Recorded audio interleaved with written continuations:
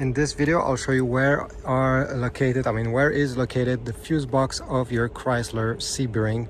This is a convertible one, but even if you have the non-convertible one, the regular one, it's at the same spot. So where do you need to go? Well, easy. Let's pop the hood.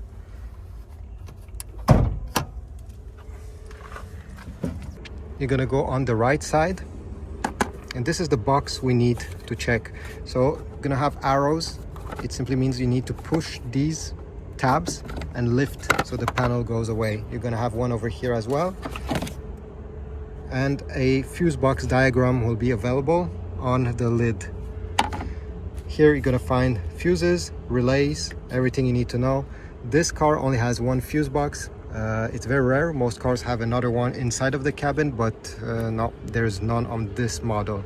So this is it. Thanks for watching. Please leave a like, subscribe, and I'll see you in the next video. Thanks.